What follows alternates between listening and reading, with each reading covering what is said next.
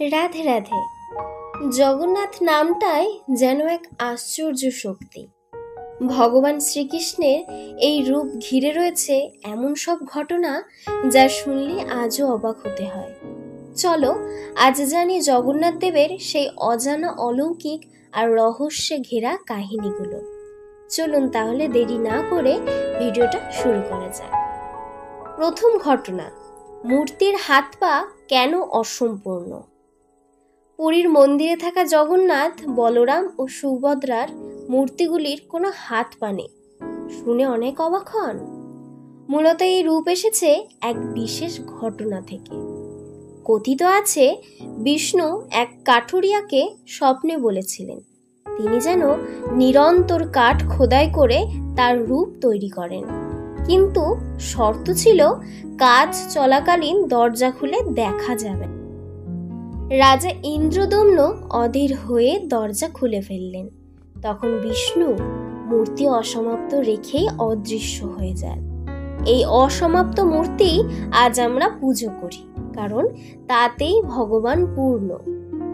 দ্বিতীয় ঘটনা, মূর্তি বদল হয় নবকলেবরে। জগন্নাথ দেবের মূর্তি অন্য দেবতাদের মতো চিরস্থায়ী নয়। প্রতি 12 বছর থেকে 19 বছর অন্তর এক বিশেষ রীতিতে পুরনো কাঠের মূর্তি বদলে নতুন মূর্তি তৈরি হয়। এই রীতির নাম নবকলেবর, অর্থাৎ নতুন শরীর।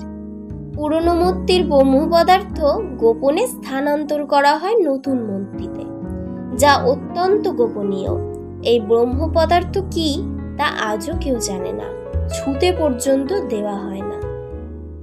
তৃতীয় ঘটনা, রথের রশিতে টান দিলে পাপ মোচন। বিশ্বাস করা হয় রথ টানার সময় যিনি রশিতে হাত দেন তার 7000 জন্মের পাপ ধুয়ে যায়। তাই লক্ষ লক্ষ মানুষ, রাজা প্রজা নির্বিশেষে রথযাত্রার অংশ নেন। এ যেন একেবারে ঈশ্বরকে নিজের হাতে টেনে নেওয়া। এর চেয়ে বড় ভক্তি আর কি হতে পারে। চতুর্থ ঘটনা, জগন্নাথ দেব কি সত্যিই কেঁদেছিলেন?